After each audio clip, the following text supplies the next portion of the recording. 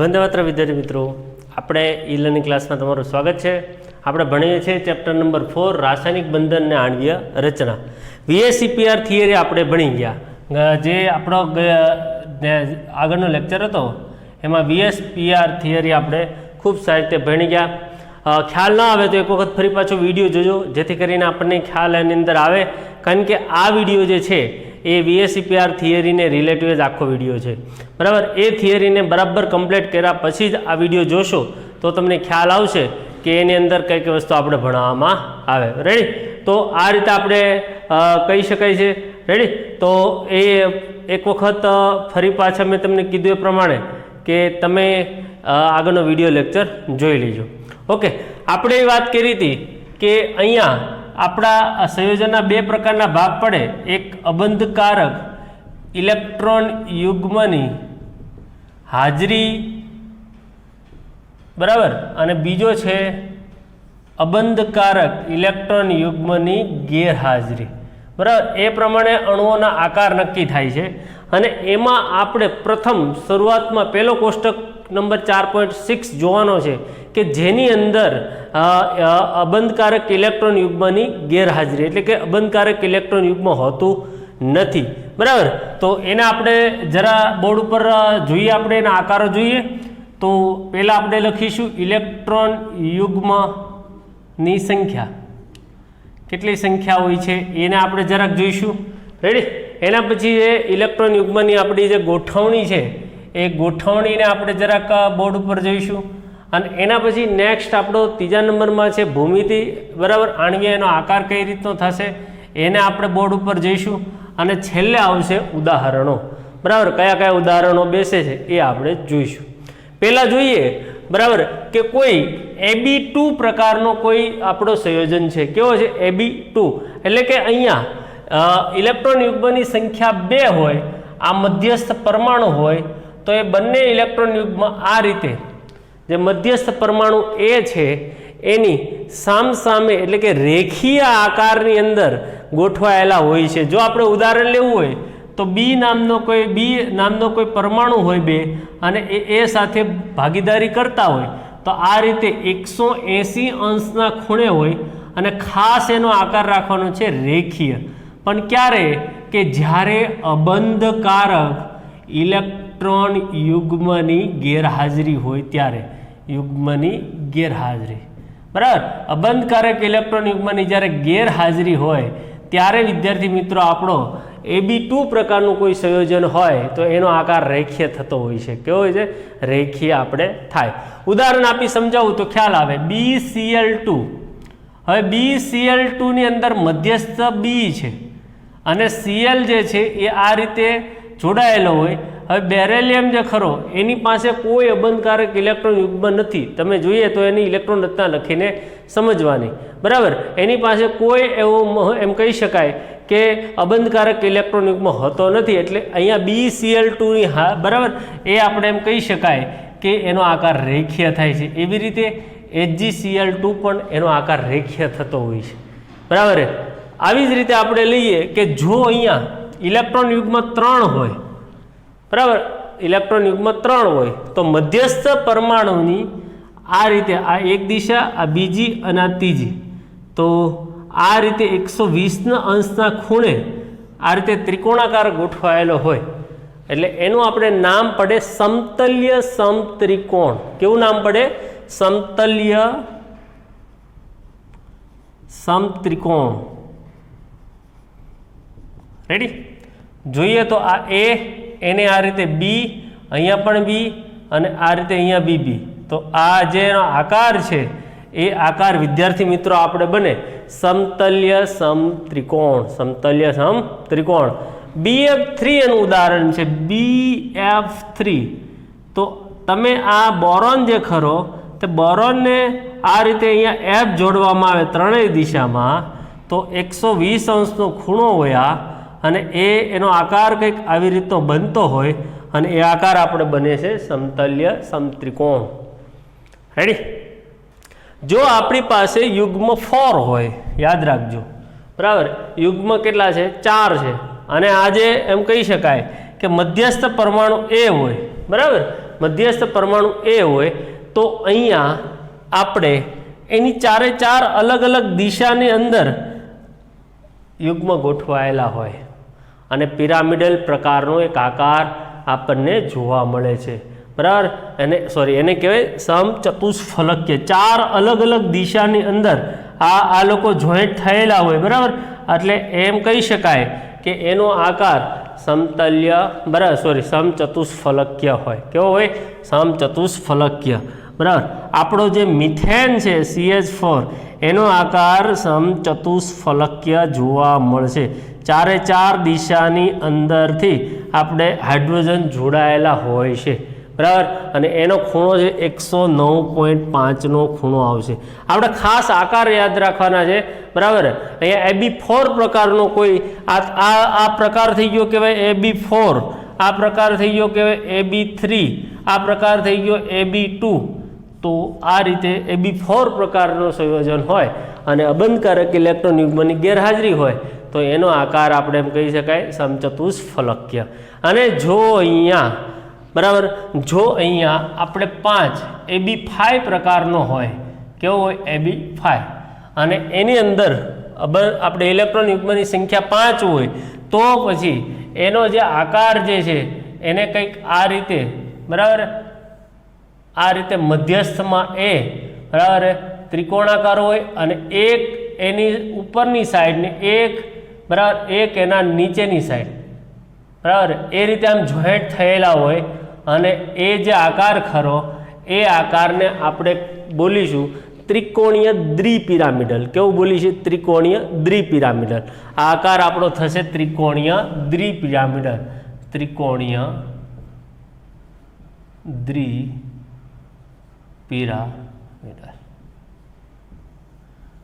ત્રિકોણીય દ્વિપિરામિડલ એનો આકાર થશે અને PCl5 આપણે શું કહી શકાય? PCl5 એનું ઉદાહરણ છે, બરાબર. AB5 નું ઉદાહરણ કયું થાય? PCl5. ઓકે વિદ્યાર્થી મિત્રો, તો આ થઈ ગયો આપણો, બરાબર. હવે આપણે લઈએ AB6 પ્રકારનો જો કોઈ ઉદાહરણ હોય. AB6 6 ઇલેક્ટ્રોન યુગ્મમાં આવેલા હોય. કેટલા યુગ્મમાં આવેલા હોય? 6 ઇલેક્ટ્રોન યુગ્મમાં આવેલા હોય તો એનો આપણે આ મધ્યસ્થ પરમાણુ હોય, બરાબર, આ એ છે તો પ્રથમ એની ચારે ચાર દિશાની અંદર આ રીતે એમ કહી શકાય, એક તો 4 આ, એક ઉપરની સાઈડ અને એક નીચેની સાઈડ, અને આ એનો આકાર થઈ ગયો કહેવાય, કયો કહી શકાય આપણે એનો આકાર? આનો આકાર કહેવાય અષ્ટફલકીય. કેવો આકાર કહેવાય? અષ્ટફલકીય, બરાબર. અને SF6 અષ્ટફલકીય, અને એ આપણે કહી શકાય SF6 એનું ઉદાહરણ છે. શું ઉદાહરણ છે? SF6, બરાબર. તો આ યાદ રાખવાનો છે. AB2 રેખીય આકાર, બરાબર. ઉદાહરણો યાદ રાખવાના BCl2, HgCl2, બરાબર. AB3 સમતલ્ય સમત્રિકોણ, ઉદાહરણો યાદ રાખવાના એના, બરાબર. એવી રીતે AB4, બરાબર, એનો આકાર આપણે થાય સમચતુષ્ફલકીય, CH4 એના ઉદાહરણ છે. AB5 ત્રિકોણીય દ્વિપિરામિડલ, PCl5 એનું ઉદાહરણ છે. AB6 અષ્ટફલકીય, SF6 એનું ઉદાહરણ છે. તો વિદ્યાર્થી મિત્રો, આ રીતે આપણે એમ કહી શકાય કે જ્યારે અબંધકારક ઇલેક્ટ્રોન યુગ્મની ગેરહાજરી હોય ત્યારે આપણે આ રીતે બનતા હોય છે આકાર. હવે આપણે લઈએ ખાસ અબંધકારક ઇલેક્ટ્રોન યુગ્મની હાજરી હોય, બરાબર. અબંધકારક ઇલેક્ટ્રોન યુગ્મની હાજરી. તમારે શું યાદ રાખવાનું હોય? તો તમારે આટલી વસ્તુ ખાસ યાદ રાખવાની. અબંધકારક ઇલેક્ટ્રોન યુગ્મની ગેરહાજરી, AB2 પ્રકાર હોય, આકાર યાદ રાખવાનો, ખૂણો યાદ રાખવાનો, અને ઉદાહરણ બને તો એના યાદ રહેવા જોઈએ. રેડી? આમાં બી એવી રીતે જ છે. આ આકાર આ રીતે ડ્રોઈંગ કરવાની આપણે કોઈ જરૂર નથી, પણ એનો આકાર યાદ રાખવાની ખાસ જરૂર પડે, બરાબર. MCQની દ્રષ્ટિએ આપણને પૂછાઈ શકે તો એનો આકાર આપણે યાદ રાખવાનો, રાઈટ. હવે આપણે લઈએ અબંધકારક ઇલેક્ટ્રોન યુગ્મની આપણે હાજરી લઈએ. તો અબંધકારક ઇલેક્ટ્રોન યુગ્મની હાજરીની અંદર પહેલું જ લઈએ આપણે AB2, અને એની અંદર એક અબંધકારક ઇલેક્ટ્રોન યુગ્મ હાજર હોય. શું હોય? એક અબંધકારક ઇલેક્ટ્રોન યુગ્મની હાજરી. રેડી? AB2E, E એટલે અબંધકારક ઇલેક્ટ્રોન યુગ્મ. તો અહીંયા આના બે પ્રકાર પડશે, આપણે બે પ્રકાર પાડી દઈએ. પ્રકાર નંબર 1 કે બંધકારક કેટલા એમાં, બરાબર, બંધકારક યુગ્મ કેટલા અને અબંધકારક કેટલા. તો બંધકારક યુગ્મ 2 અને અબંધકારક યુગ્મની સંખ્યા છે અહીંયા 1. રેડી. હવે શું થશે કે હવે અહીંયા આપણો મધ્યસ્થ પરમાણુ હશે એની આની જેમ જ જો એની પાસે આવી રીતે બે બી જોડાયેલા હોય તો આ અબંધકારક ઇલેક્ટ્રોન યુગ્મને લીધેથી એનો આકાર આવી રીતે વળી જશે. શું થશે? વળી જશે, બરાબર. એટલા માટે એનો આકાર આપણે કહી શકાય ત્રિકોણીય સમતલ, અને વળેલો આકાર આપણે યાદ રાખવાનો. આપણે યાદ શું રાખવાનું? વળેલો, બરાબર. આનો આકાર થશે વળેલો. ઉદાહરણ આપું છું, H2O. તો ઓક્સિજન જે આપણે બરાબર સોરી એનું ઉદાહરણ છે SO2. SO2 ની અંદર આપણે જોઈ શકીએ છીએ કે અહીંયા જે આપણો સલ્ફર હોય છે એ સલ્ફરની પાસે એક અબંધકારક ઇલેક્ટ્રોન યુગ્મની હાજરીને લીધેથી અહીંયા એનો આકાર છે એ વળેલો આપણે જોવા મળે છે. રેડી. O3, બરાબર. ઓઝોનમાં પણ આવી રીતે જ આપણે કહી શકાય છે. રાઈટ. હવે એના પછી નેક્સ્ટ ઉદાહરણ આપણે યાદ રાખવાનું રહેશે, બરાબર. હવે એ ઉદાહરણની અંદર Ab3E 3 બંધકારક ને 1 અબંધકારક. 3 છે આપણા બંધકારક અને 1 છે આપણો અબંધકારક. રેડી. તો જે આપણા બંધકારક છે એને આવી રીતે આમ બી વડે દર્શાવીશું, બરાબર. અને જે આપણો અબંધકારક છે એને આવી રીતે આમ યુગ્મ વડે દર્શાવીશું. રાઈટ. તો એનો આકાર છે ત્રિકોણીય પિરામિડલ થઈ જશે. કેવો થાય છે? ત્રિકોણીય પિરામિડલ. યાદ રાખજો, ત્રિકોણીય પિરામિડલ. એમોનિયા NH3 માં તમને ખબર છે કે નાઇટ્રોજન પાસે 3 એની સંયોજકતા ઇલેક્ટ્રોન હોય તો એની અંદર એક અબંધકારક ઇલેક્ટ્રોન યુગ્મને લીધે એનો આકાર આપણે થઈ જશે ત્રિકોણીય પિરામિડલ. એનો આકાર આપણે થશે. રાઈટ. તો એને બી આપણે યાદ રાખવાનો રહેશે. નેક્સ્ટ આપણે જોઈએ હવે આપણે તો એ છે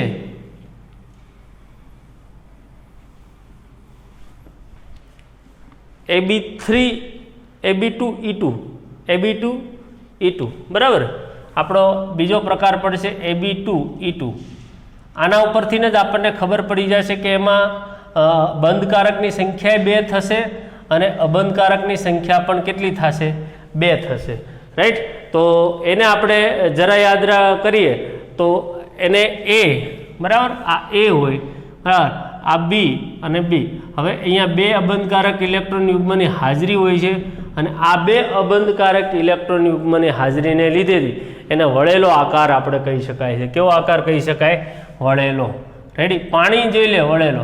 પાણીની અંદર ઓક્સિજન પાસે આવી રીતે 2 અબંધકારક ઇલેક્ટ્રોન યુગ્મ હોય તો એના લીધેથી આ જે આકાર છે એ કંઈક આવો જોવા મળે છે. રાઈટ. તો આ રીતે Ab2E2, બરાબર. એના પછી નેક્સ્ટ આપણે લઈ લઈએ Ab4E.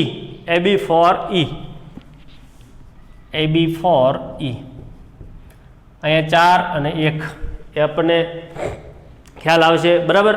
અને એને આપણે દર્શાવવું હોય તો આ રીતે દર્શાવી શકાય A, B, B. એક અબંધકારક ઇલેક્ટ્રોન યુગ્મ. અને આનો આકાર આપણે જે બાગની અંદર, બરાબર, આપણે જે ચીંચુઓ હોય કે ઉઠક બેઠક આપણે સામસામે જે કરતા હોય એને ચીંચુઓ કહેવાય ગુજરાતીની અંદર. તો આ એના પ્રકારનો દેખાતો હોવાને લીધે આનો આકાર આપણે ચીંચુઓ આકાર આપણે કહી શકાય છે. કેવો આકાર કહી શકાય? ચીંચુઓ. રેડી. અને SF4 એનો આપણે કહી શકીએ છીએ SF4. રેડી. એના પછી નેક્સ્ટ આપણે લઈ લઈએ Ab3E2.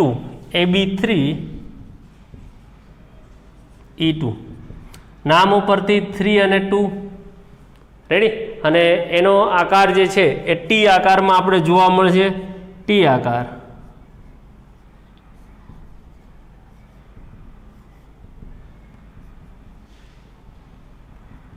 રેડી. અને એના ઉદાહરણ લેવો હોય તો ClF3 એનું ખાસ ઉદાહરણ છે ClF3. રેડી. ClF3. ચાલો. રાઈટ. હવે આપણે લઈશું Ab5E1. AB5. અચ્છા, આમાંથી અબંધકારક ઇલેક્ટ્રોન યુગ્મ કેવી રીતે ખબર પડશે? હજુ એક વખત બોલી જાઉં છું કે જે બંધમાં ભાગ લેતા ન હોય, બાહ્યતમ કક્ષાના ઇલેક્ટ્રોન હોય અને બંધમાં ભાગ નથી લેતા એવા ઇલેક્ટ્રોન યુગ્મને અબંધકારક ઇલેક્ટ્રોન યુગ્મના નામથી ઓળખવામાં આવે છે. બરાબર, એ તમારી ઇલેક્ટ્રોન રચના ઉપરથી જ તમને ખબર પડશે કે અબંધકારક ઇલેક્ટ્રોન યુગ્મ કોને કહેવાય. તો આપણે જોઈએ છે AB5E, તો બંધકારક 5, અબંધકારક 1, રાઈટ. અને એની અંદર આપણે જે કહી શકાય આકાર એ કંઈક આ રીતનો ગોઠવણી થયેલી હોય છે.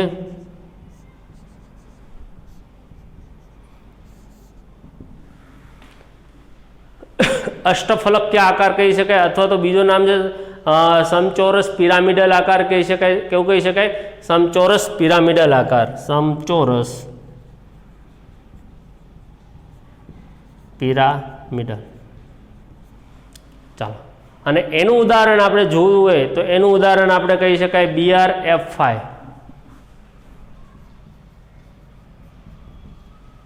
BrF5 એનું ઉદાહરણ છે. બરાબર. નેક્સ્ટ આપણે બીજા આપણે લઈએ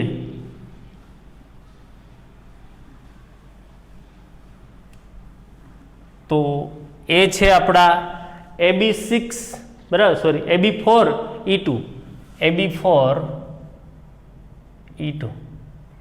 તો બંધકારક 4, અબંધકારક 2, રાઈટ. બંધકારક 4 અને અબંધકારક કેટલા છે? 2 છે. હવે એની અંદર આપણે આ રીતે મધ્યસ્થ પરમાણુની બધી દિશાની અંદર આ રીતે બંધયુગ્મ જોડાયેલા હોય અને એક ઉપરની સાઈડ, એક નીચેની સાઈડ, બરાબર. અબંધકારક ઇલેક્ટ્રોન યુગ્મ હોય છે. સમતલ્ય સમચોરસ એનો આકાર હોય છે, સમતલ્ય સમચોરસ.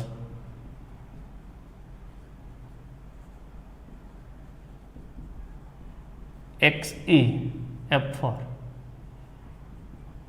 બરાબર. XeF4 એનું ઉદાહરણ પૂરું પાડે છે, રાઈટ. તો વિદ્યાર્થી મિત્રો, આ રીતે આપણે એની અંદર દર્શાવી શકાય છે, બરાબર. હવે કેટલાક એના કારણો છે, તો એ કારણોને આપણે જરા જોતા જઈએ. તો તમે ટેક્સ્ટબુકની અંદર 4.8 એ તમે ધ્યાનથી જુઓ, હું તમને સમજાવતો જાઉં છું. તો એની અંદર લખ્યું છે અણુનો પ્રકાર AB2E, બરાબર. બંધકારક 2 અને અબંધકારક આપણે એમ કહી શકાય કે યુગ્મની સંખ્યા આપણે 1 છે. હવે એમાં બંધકારકની અંદર પાછળ દ્વિબંધ છે ને, એટલે ત્યાં લખ્યું છે બંધકારક યુગ્મની સંખ્યા 4 એવી લખ્યું છે, કારણ કે દ્વિબંધ આવે. SO2 આપણે જોયો ને, એમાં મેં તમને આમ દર્શાવ્યું હતું કે SO2માં આમ 1 અને 2, એટલે આને લીધે ત્યાં 4 લખ્યા છે, પણ એ પ્રકાર થાય AB2E નો. હવે એક અબંધકારક ઇલેક્ટ્રોન યુગ્મ હોય ઉપરની સાઈડ, બરાબર. હવે આ શું કરે છે એનું કારણ વાંચીએ જરાક. કેમ એનો આકાર વળેલો થઈ જાય છે રેખીયમાંથી? તો જોઈએ આપણે. સૈદ્ધાંતિક રીતે આકાર ત્રિકોણીય સમતલ હોવો જોઈએ, પરંતુ તે વળેલો અથવા વી આકારનો કહેવાય. આનું કારણ છે અબંધકારક અને બંધકારક. અબંધકારક અને બંધકારક ઇલેક્ટ્રોન યુગ્મ વચ્ચેના અપાકર્ષણને લીધે ખૂણો 120 થી ઘટીને 119.5 થઈ જાય છે. ખરેખર આગળના ઉદાહરણમાં આપણે એવું જોઈ ગયા હતા કે AB3 આ એક પ્રકારનો, આપણે જો આને લઈએ ને તો AB2E, તો આ એક AB3 પ્રકારનો જ થાય. તો AB3 નો આપણે આકાર આવો જોઈ ગયા હતા, બરાબર. આવો જોઈ ગયા હતા. શેમાં? અબંધકારક ઇલેક્ટ્રોન યુગ્મની ગેરહાજરી હતી તેમાં. અને એને આપણે આકારની અંદર આપણે એમ કહી શકાય કે એ આકાર આપણો ત્રિકોણીય સમતલ આપણે રાખ્યો હતો, બરાબર. પરંતુ એવો આકાર ન હોતા વળી ગયેલો આકાર કહેવાય, કારણ કે આ જે અબંધકારક ઇલેક્ટ્રોન યુગ્મ છે અને આ બંધકારક છે એની વચ્ચે અપાકર્ષણની માત્રા વધુ થાય છે, અને આમાં કોઈ અબંધકારક નથી, એટલે અપાકર્ષણ થતું નથી. આવું કારણ આપણે કહી શકાય છે. ઓકે. હવે એના પછી નેક્સ્ટ આપણે બીજું લઈ લઈએ, તો એ આપણું છે AB3E. AB3E તમને આગળ મેં કોષ્ટકમાં કરાવ્યું એ જ છે, બરાબર, એમોનિયાવાળું. તો એનો આકાર છે ત્રિકોણીય પિરામિડલ, બરાબર. હવે અહીંયા એલપી એટલે લોંગ પેર અને બીપી એટલે બોન્ડ પેર એવું આપણે રાખવાનું છે. એલપી એટલે લોંગ પેર એટલે કે લોંગ પેર એટલે અબંધકારક ઇલેક્ટ્રોન યુગ્મ, બીપી એટલે બોન્ડ પેર એટલે બંધકારક ઇલેક્ટ્રોન યુગ્મ. એલપીના સ્થાને બીપી હોત તો આકાર સમચતુષ્ફલક્ય હોત એમ કહેવા માગે. નાઇટ્રોજનની ઉપર જે અબંધકારક ઇલેક્ટ્રોન યુગ્મ હોય એની બદલે કોઈ બંધ હોત તો આકાર આપણો હોત સમચતુષ્ફલક્ય, પણ એક અબંધકારક યુગ્મ હાજર છે તેથી એલપી બીપી વચ્ચેનું અપાકર્ષણ બીપી વચ્ચેના અપાકર્ષણ કરતાં વધારે થાય. લોંગ પેર બોન્ડ પેર વચ્ચેનું અપાકર્ષણ બોન્ડ પેર વચ્ચેના અપાકર્ષણ કરતાં વધારે હોય છે, તેથી અબંધકારક યુગ્મ વચ્ચેનો ખૂણો 109.5 ઘટીને 107 થાય. એટલે બધાની અંદર ઇન શોર્ટ તમને આવશે અપાકર્ષણ, જે આપણે આગળની થિયરીમાં આપણે જોઈ ગયા હતા કે આ અપાકર્ષણ કેવી રીતે લાગુ પડે છે. રેડી? એવી સેમ એવું આપણે AB2ની બાબત AB2E2ની બાબતમાં થાય અને AB4E ની બાબતમાં થાય. રેડી? હવે જો હવે AB4E માં બે આકૃતિ શક્ય બને, કદાચ આપણે બનાવીએ તો બે આકૃતિ શક્ય બને AB4E માં.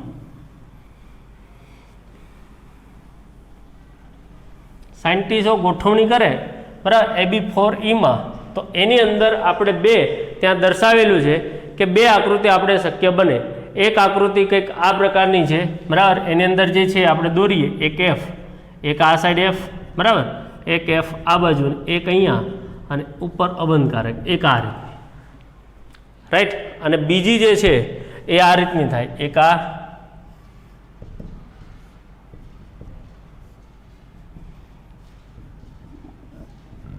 હવે આમાં જો આ એસની ઉપર અબંધકારક ઇલેક્ટ્રોન યુગ્મ રહેશે તો એને અપાકર્ષણ કરવા માટે એક, આ બે અને ત્રણ એવી ત્રણ બંધકારક કક્ષકો એને બંધકારક પેર મળી જશે.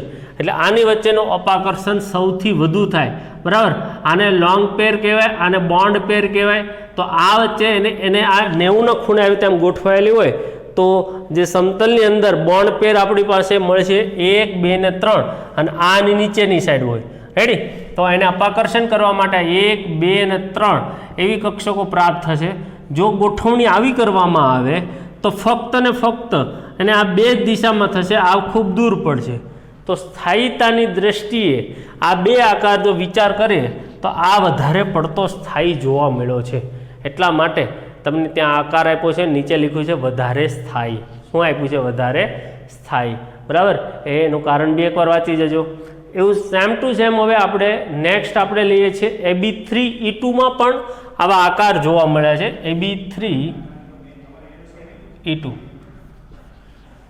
AB3E2ની અંદર આપણે વાત કરીએ તો AB3E2ની અંદર ટોટલ 3 આકારો આપણે વિચારી શકીએ છીએ. આકાર નંબર 1 આપણે ત્રણ આકાર હું અહીંયા તમને બરાબર લખીને બતાવું છું. Cl અહીંયા મધ્યસ્થ પરમાણુ તરીકે, એક F આ બાજુ, એક F અહીંયા અને એક F અહીંયા. રાઈટ? અને જે બાકીના બે જે છે એ આવી રીતે આમ અને આમ એક આકાર શક્ય બને. સેકન્ડ નંબરનો આપણે આકાર લઈ લઈએ તો એક આકાર આવો શક્ય બને.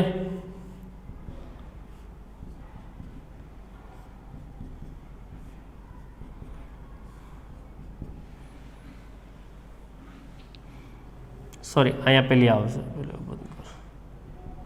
રાઈટ? અને થર્ડ નંબરનો આપણે આકાર જે છે એ આકાર એક આવો શક્ય બને.